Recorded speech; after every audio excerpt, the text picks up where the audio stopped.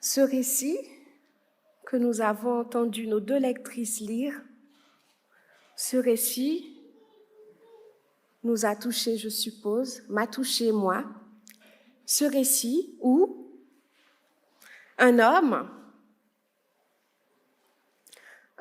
qui a un problème de peau. Virginia Anderson, la spécialiste des 14 besoins fondamentaux, reconnaît le besoin de protéger ses téguments comme un besoin fondamental. Naaman, grand général, apprécié par le roi, a un problème. Naaman a un problème, pas n'importe quel problème, un gros problème. Problème de peau. Quel est le rôle de la peau? La peau permet de se protéger de l'extérieur, se protéger des chocs. La peau permet de réguler la température du corps. La peau aussi permet d'avoir tout ce relationnel avec l'extérieur. Donc, Naaman a un besoin perturbé. Sa femme est consciente de ce malaise. Le roi est conscient lui aussi de ce malaise. Chacun est touché par ce problème que Naaman rencontre. Mais rien ne se passe. Il va se passer quelque chose d'extraordinaire qui va changer la situation de Naaman et en même temps lui permettre de retrouver cette capacité d'avoir une peau correcte, nette, et d'être fier de ce qu'il est devant son vis-à-vis. Une petite fille qui est prisonnière du roi de Syrie, qui se retrouve prisonnière chez Naaman. Quand on est prisonnière, comment est-ce qu'on est? On est loin de chez soi. On est chez des personnes qu'on ne connaît pas. Notre famille, certainement, nous manque. La plupart du temps, on aurait tendance à en vouloir à ceux qui nous maintiennent prisonniers. Mais ce n'est pas le cas de cette petite fille. Cette petite fille va être touchée par la situation de son maître. Cette petite fille va dire à la femme de Naaman, si seulement mon maître pouvait aller voir ce prophète que moi je connais, je suis sûre, je suis même certaine qu'il aura gain de cause. La femme écoutera cette petite fille. La femme va en parler à Naaman. Naaman va en parler au roi. Le roi va vouloir régler les choses d'égal à égal, va envoyer un courrier à l'autre roi pour dire, écoute, Naaman c'est mon homme, Naaman c'est mon général, j'ai besoin que tu l'aides. Comment est-ce que c'est possible? Le roi de Syrie, qui a emporté la victoire sur Israël, va maintenant demander au roi d'Israël de guérir son plus grand général. Comment est-ce possible? Est-ce que le roi d'Israël est médecin? Le roi d'Israël n'est pas médecin. Celui-ci, en recevant ce courrier, va déchirer ses vêtements. Il ne va pas comprendre cette demande.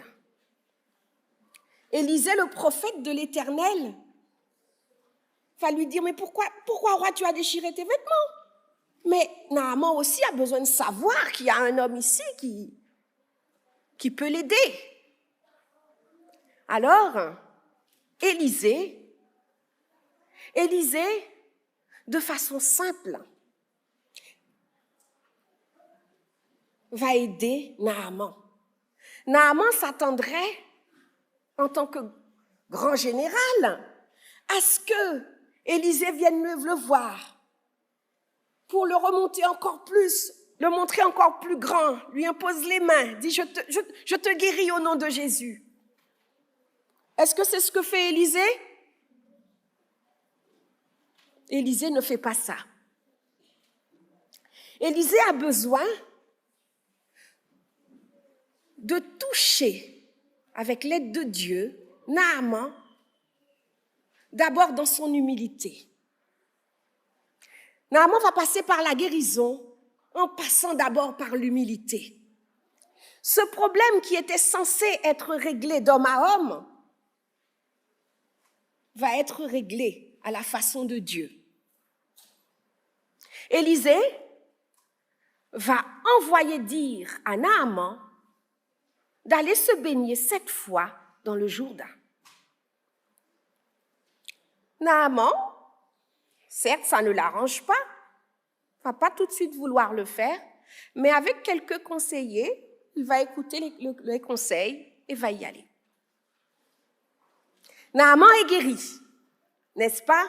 Naaman est guéri parce qu'une petite prisonnière dans sa maison a permis qu'il rencontre un homme de Dieu. Naaman est guéri. Naaman, après sa guérison, retrouve une belle peau, une peau saine, peut enfin se sentir digne d'être en face des autres. Naaman va reconnaître Dieu comme le Dieu véritable. Naaman va tellement vouloir signifier ça en action qu'il va vouloir emporter de la terre d'Israël qui représentera son choix de reconnaître Dieu comme véritable Dieu. Reconnaissez-vous Dieu comme le véritable Dieu ce matin? Amen. Est-ce qu'il y a des Naaman parmi nous? Est-ce qu'il y a des Élisée parmi nous? Est-ce qu'il y a des petites filles parmi nous, des petits garçons qui reconnaissent Dieu comme le véritable Dieu? Ce récit m'a touchée. Je suppose que ce récit vous a touché vous aussi. En ce moment, nous vivons quelques semaines Kids où nous consacrons des moments pour l'enfant disciple. Cette petite fille a-t-elle été disciple? Cette petite fille a-t-elle été témoin? Qu'est-ce qu'un disciple? Qu'est-ce qu'un disciple? Qu'est-ce qu'un témoin? Un disciple, c'est une personne qui reçoit l'enseignement d'un maître. Deuxième définition, c'est une personne qui adhère aux doctrines d'un maître. Cette petite fille a-t-elle été témoin? Certainement, elle a été témoin. Parce que, en dépit du fait qu'elle soit prisonnière quelque part, elle a su témoigner de l'existence d'un prophète de Dieu, en dépit du fait qu'elle était loin des siens, qu'elle était dans une situation, un contexte difficile. Après avoir lu et analysé ce récit, je me suis demandé qu'est-ce que nous avons à faire, nous, en tant qu'adultes, en tant que jeunes? Est-ce que autour de nous, nous faisons des disciples? Comment faire des disciples?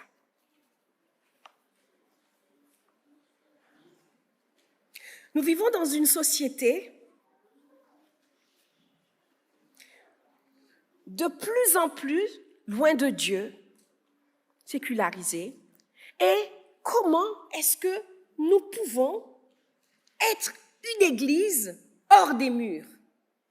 Comment pouvons-nous faire de nos enfants des disciples hors des murs? Que ça soit à l'extérieur de l'église, que ça soit visible à l'extérieur de l'église. Proverbe 22, verset 6, Salomon nous invite, à travers ce conseil, à enseigner à l'enfant la voie qu'il doit suivre. Il dit, quand il sera vieux, il ne s'en détournera pas. C'est un beau conseil, n'est-ce pas? C'est un beau conseil. Comment est-ce que nous pouvons mettre en pratique ce conseil? Ou peut-être que nous le faisons déjà à notre façon. Cet exemple dans ce récit nous montre que, même dans un contexte difficile, cette petite fille a su être un disciple, a su être un témoin. Comment faire de nos enfants des témoins? Est-ce qu'on peut donner ce qu'on n'a pas? Peut-on donner ce qu'on n'a pas?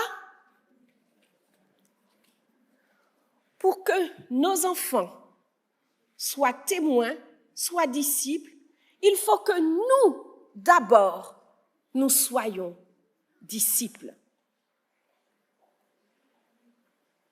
Parce que tout simplement, je vais vous montrer un petit exercice. Vous regardez à ma droite. Qui regarde à ma droite? Vous voyez où est-ce que moi je regarde? Je regarde où? Moi, je regarde où? Je regarde devant. Et je vous demande de regarder à ma droite. Qui aura tendance à regarder devant? Levez la main. Qui aura tendance à regarder devant? Merci. Et qui aura tendance à regarder à droite? J'ai remarqué qu'il y a plus de personnes qui auront tendance à regarder devant. Pourquoi? Parce que moi qui vous demande de regarder à droite, moi je regarde où? Je regarde devant. C'est un petit peu pareil pour nos enfants. Nos enfants sont beaucoup plus sensibles à ce que nous faisons que ce que nous disons. Que nous le voulions ou non, nos enfants sont beaucoup plus sensibles à ce que nous faisons que ce que nous disons. Voulons-nous des enfants disciples du Seigneur? Nous n'avons pas le choix. Nous devons être, nous, d'abord, disciples du Seigneur. Le Seigneur dit dans sa parole, cherchez premièrement le royaume et la justice de Dieu, et toutes choses vous seront données par-dessus tout. Nous voulons être disciples, commençons d'abord à chercher pour nous-mêmes le royaume des cieux. Et quand vraiment nous allons montrer que nous avons trouvé le royaume des cieux, pas par nos paroles, pas par la tchatch, parce que nous sommes des bons tchatcheurs, mais par notre comportement, c'est alors que nos enfants vont pouvoir nous suivre et eux-mêmes, par la suite, chercher le royaume de Dieu.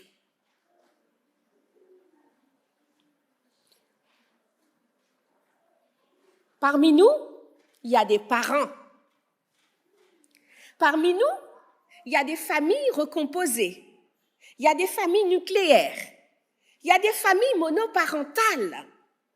Il y a aussi des parents spirituels. Ce n'est pas seulement quand on a enfanté qu'on est parent. Alors, nous avons une grande tâche dans cette église. Je ne demande pas qui n'a pas d'enfant et qui a des enfants. Je ne pose pas cette question parce que nous avons une grande tâche. Alors, chers amis, chers frères et sœurs, chers internautes, récupérons nos enfants spirituels, récupérons nos enfants naturels, récupérons nos enfants de familles recomposées. Faisons des disciples pour le Seigneur. Faisons d'eux des disciples pour le Seigneur. Concentrons-nous sur ce que nous voulons qu'ils retiennent. Concentrons-nous sur ce que Dieu nous demande de faire. Concentrons-nous sur l'essentiel. L'essentiel. 2 commandements qui permettent l'accomplissement de la loi totale. 2 commandements. Aimer Dieu. Comment nous devons aimer Dieu? Selon Exode. Nous devons aimer Dieu de tout notre cœur, de toute notre âme, de toute notre force, de toutes nos pensées. Nous devons aimer Dieu au plus profond de nous-mêmes.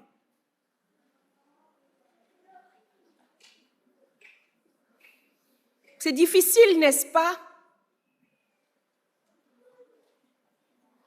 Seigneur, je ne voudrais pas en ce matin venir tchatcher devant vous. Seigneur mon Dieu, je ne veux pas venir maintenant pour bien parler.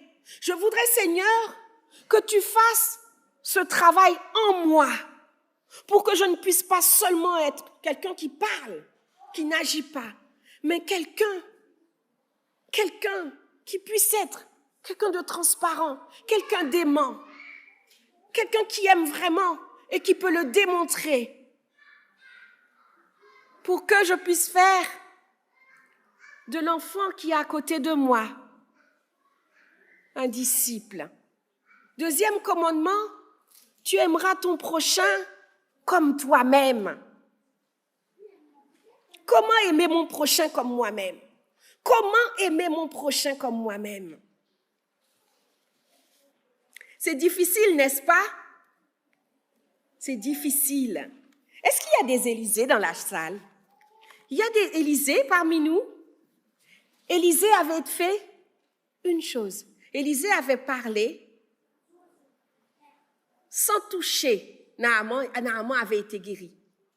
Nous allons chacun dire à la personne qui est à côté de nous, c'est possible. Aime ton Dieu de tout ton cœur, de toute ta force, de toute ton âme, et aime ton prochain comme toi-même. J'ai personne à côté de moi? Aime ton Dieu de tout ton cœur, de toute ton âme, de toute ta pensée, et aime ton prochain comme toi-même.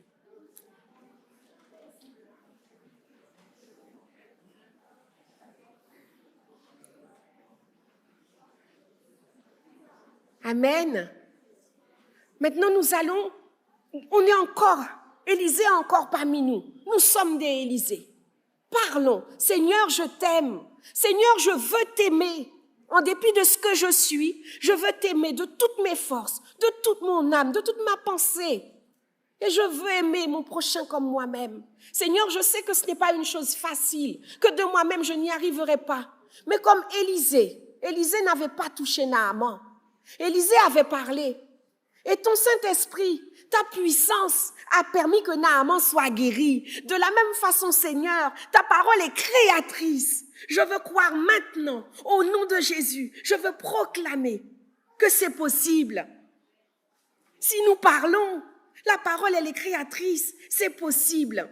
Nous pouvons faire de nos enfants des disciples, des témoins. Et nous pouvons nous-mêmes, tout d'abord, être disciples et témoins de Jésus-Christ. Comment est-ce possible? Comment faire? Comment attirer l'attention de nos enfants? Comment attirer l'attention de nos jeunes? Être un exemple. Être un exemple. Être un exemple nous-mêmes. Être un exemple nous-mêmes, c'est pouvoir vivre ce que nous disons. Pouvoir ne pas seulement parler, être de bons tchatcheurs, mais vivre ce que nous disons. Comment susciter l'intérêt de l'enfant qui est à côté de nous, à la maison? Comment susciter l'intérêt de l'enfant qui est dans notre entourage? Comment susciter l'intérêt de l'enfant que nous rencontrons peut-être au travail? Comment? le plus important, c'est de montrer nous-mêmes l'exemple en adoptant un gestuel en accord avec nos intentions. Aujourd'hui, plus que jamais, notre monde a besoin de rencontrer des hommes, des femmes, des jeunes, des enfants, des petites filles, des petits garçons. Notre monde a besoin de rencontrer des personnes qui, dans leur vie quotidienne, au sein de leur environnement professionnel, au collège, au lycée, à l'école, au sein de la famille, au sein d'associations habituelles, au sein de l'Église, notre monde a besoin de rencontrer des personnes qui sont vraiment transformées. Pas seulement des chrétiens actifs dans les programmes d'Église qui les invitent, mais surtout des personnes transformées dans leur vie quotidienne. Je ne veux pas être une donneuse de leçons, mais je veux être celle, dans son imperfection, que le Seigneur utilisera pour aider chaque enfant, chaque jeune à grandir, pour être un témoin, pour être un disciple pour le Seigneur partout où il passe. Je pense que chaque adulte présent ce matin, chaque internaute ressent cet ardent désir d'accompagner. Parce que le Seigneur demande d'aller faire de toutes les nations des disciples. Mais cela commence à la maison, au plus près de nous. Alors, chers parents, famille monoparentale, famille recomposée, famille naturelle, légitime, nous avons un grand travail à faire. Et ce travail, nous ne pouvons pas le faire si nous ne manifestons pas de l'amour pour Dieu, si nous ne passons pas du temps dans la parole de Dieu, si nous ne montrons pas à ces enfants qui sont autour de nous combien nous aimons Dieu de tout notre cœur, de toute notre âme, de toutes nos forces, combien ce Dieu impacte dans nos vies. Si nous ne montrons pas à ces enfants et à ces jeunes combien nous les aimons. Que le Seigneur puisse nous aider à l'aimer davantage, à étudier quotidiennement sa parole et à aimer davantage nos jeunes qui sont autour de nous, nos enfants qui sont à la maison, à les aimer, leur manifester de l'attention, les aimer, être patient avec eux, les aimer, encore les aimer, jusqu'à ce qu'ils puissent voir dans nos yeux l'amour de Dieu et qu'ils puissent, à leur tour, montrer aux autres cet amour pour Dieu à travers leur vie de tous les jours. Que Dieu vous bénisse.